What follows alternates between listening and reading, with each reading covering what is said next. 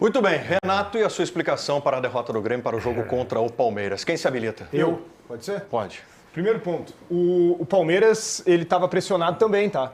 O Renato não se deu conta disso. Aliás, o Palmeiras errou várias chances de gol porque estava pressionado, havia somado 1 ponto nos últimos 6 e está brigando pelo título. O próprio Renato fala, o Paulinho nos lembrou bem isso, que o Grêmio não briga pelo rebaixamento. Então, como que o Grêmio estava pressionado? Aí tem um contrassenso, mais uma vez, na verdade, né?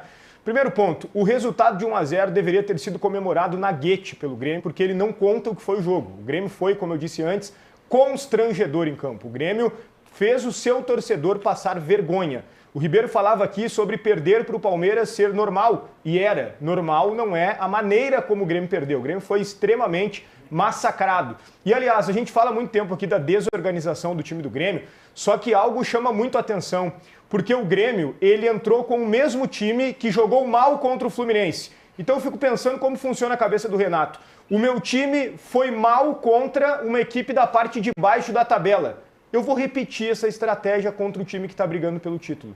Porque, obviamente, não deu certo, foi pior ainda. O Renato pensou em se defender, armou uma retranca. E com a retranca, o Grêmio foi massacrado e o adversário finalizou quase 40 vezes a gol. Não foi uma goleada pela ineficiência do ataque do Palmeiras, pressionado, sim, Renato, o Palmeiras entrou pressionado, e porque o Marquezin fez um grande jogo, foi o grande nome positivo do Grêmio na partida. Eu poderia falar muito mais aqui sobre a parte coletiva, mas eu estaria me repetindo com o que já falamos aqui ao longo do ano, porque o Grêmio é uma desorganização em todos os jogos e o grande responsável disso é o Renato, mas eu quero aproveitar esse tempo da minha fala inicial também para falar sobre algumas individualidades, principalmente os laterais, João Pedro e Reinaldo. É impressionante como esses dois jogadores estão se arrastando dentro de campo, o Reinaldo já há muito tempo. O João Pedro chama atenção porque já foi um destaque positivo e hoje é horrível a atuação dele. O Edenilson não tem condições de ser titular do Grêmio, isso me frustra, achei que seria uma peça importante de equilíbrio. E também o Gemerson, eu destaco esse quarteto, o zagueiro Gemerson também se arrasta. Mas o Grêmio no completo parece mal fisicamente, claro que corre errado também, mas os adversários parecem jovens e o Grêmio parece um time de 80 anos, com todo respeito aos idosos, mas o Grêmio parece um time de veteranos. O Grêmio precisa mudar muito, torcer para a temporada acabar, permanecer na Série A e reformular tudo para 2025. Muito bem. Pedro Espinosa. Bom, Felipe Gamba, primeiramente quero mandar um abraço especial para a torcida do Grêmio, que nessa temporada tem vivido um desfibrilador ambulante, né? É um jogo saindo da UTI, outro jogo volta para a UTI, vem o desfibrilador e pá! Né, dá uma ressuscitada, né? É assim que tem sido, essa é a toada da torcida do Grêmio durante essa temporada, né? Bom, o que aconteceu lá no Allianz foi um escárnio, eu ia usar um termo muito mais pesado, mas eu vou dar uma debreada em respeito a quem está almoçando, né? Mas o Grêmio, o Grêmio, ele é tão irritante, ele é tão insensível conosco, torcedores, né? Que faz com que a gente passe dias acreditando que o próximo desafio vai dar, que na próxima o Grêmio vai se superar, que a camisa vai... Cara, não existe nada sobre nada. O Grêmio é uma das coisas mais ridículas no futebol brasileiro nessa temporada. O tamanho do Grêmio, a história do Grêmio não condizem com o que está sendo feito nessa temporada. O nosso ídolo apequenou o Grêmio. O nosso presidente apequenou o Grêmio. Os pares diretivos apequenaram o Grêmio.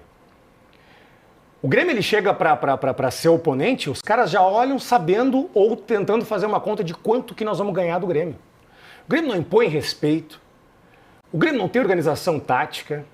Bom, aí é chovendo molhado, repetir mais do mesmo, né? Me lembro que teve uma manchete nos anos 90, nos anos 2000, Inter 0, Derlei 0.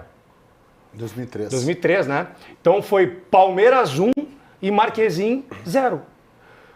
Porque o Marquezin, sendo um goleiro mediano, conseguiu salvar 33 finalizações. 34? 34 finalizações do Palmeiras. O Grêmio finalizou a gol 6 vezes. Então vai ao encontro de tudo que nós estamos falando aqui, parece um requentado, né? Parece o carreteiro, parece a segunda-feira do carreteiro aqui. É repetição e repetição. O que o Bruno falou vai ao encontro do que eu estou dizendo, e daqui a pouco o Ribeiro vai falar, o Carlos também, e o Alexandre já disse aqui, já deu a toada do programa hoje. É isso. O Grêmio é ridículo. O Grêmio se comporta como um time ridículo, pequeno, frustrado, acossado. O Grêmio parece um time de medíocres. Parece não, é um time de medíocres, que não treina. Se um time que não treina, como é que nós vamos desejar alguma coisa de producente de um time que não treina? Como é que nós vamos desejar alguma coisa de producente de jogadores que estão abaixo? E mais, para finalizar minha participação, para não ficar pernóstico aqui, o Juventude ganhou o jogo. O Juventude ganhou o jogo.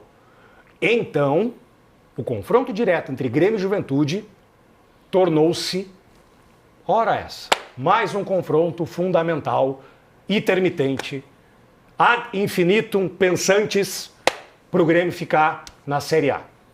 Então esse é o problema que o Grêmio arrumou para ele. Cara, e a entrevista coletiva do Renato, eu não vou nem comentar algumas coisas que não foram perguntadas, né? Porque aí é de um lamento absurdo. Mas a entrevista coletiva do Renato perante o que foi questionado a ele, pelo amor de Deus, Renato, pelo amor de Deus. Não fique espantado se estão te questionando, se estão te vaiando, se tem racha dentro do Grêmio, pensando em ti ou não. Tu criou isso pra ti, Renato. Tu já foi mais trabalhador, tu já foi mais dedicado. O Grêmio ficou na lona e está na lona. Tá contando? 10, 9, 8. Se bater o gongo contra o Juventude, acabou, meu velho. Carlos Guimarães.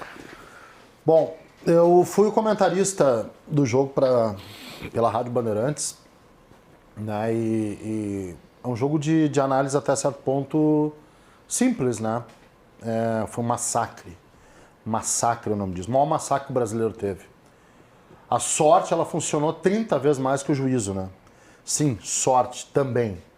Marquezinho teve o recorde de defesas em campeonatos brasileiros, foram 14 defesas do Marquezinho e pelo menos 5, 6 de nível muito difícil, né? Porque a estratégia do Renato foi simplesmente colocar o time todo numa retranca, chamar o Palmeiras e uma retranca mal feita.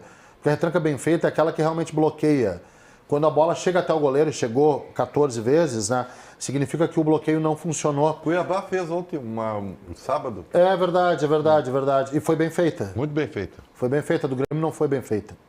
Então a análise é muito simples. Agora vamos dar um passo adiante que eu acho que é necessário, tá? Ainda bem que eu não uso mais algumas redes sociais aí, porque tem gente, inclusive, e me passaram assim uns recortes, essa mesma, né, a do Musk. Tem gente que me passou alguns recortes, alguns prints e tal, de pessoas pedindo aplauso ao Renato. Eu vou colocar aqui a devida situação, tá? Fosse qualquer, isso a gente já falou em outros jogos, qualquer outro treinador de futebol, qualquer, e quando eu falo qualquer, inclui o Pep Guardiola nisso, tá? Esse treinador já teria sido demitido do Grêmio. O que aconteceu no Allianz Parque foi a plena exposição de um time incapaz. O time foi incapaz de fazer o mais simples no futebol, que é se defender bem. Tomou só um, se defendeu bem. Vê o jogo. O jogo é um jogo de mais sorte que juízo. Não tem nada de se defender bem. O Grêmio programou uma partida para se retrancar. O Grêmio, eu contei, tá, o Gamba? Eu contei porque tá anotado na minha planilha. 12 minutos o Grêmio fez cera. 12 do primeiro, o Grêmio fez cera. O Grêmio fechava pelo 0-0 de forma desesperada. E o que aconteceu foi para derrubar qualquer treinador. O resultado justo do jogo, vocês queiram ou não, né, tendo ídolos ou não, tendo paixões ou não, o resultado justo do jogo é para ter sido 6-0. Sem exagerar, sem nenhum tipo de exagero. Ribeiro Neto, te assustou com o que viu na sexta-feira? Eu acho assim, sexta-feira é longe, né, cara? Longe. Mas eu vou dizer para vocês assim, pelo que eu tenho observado do Grêmio nos últimos tempos, eu não vou gastar minha saliva em coisas assim do tipo,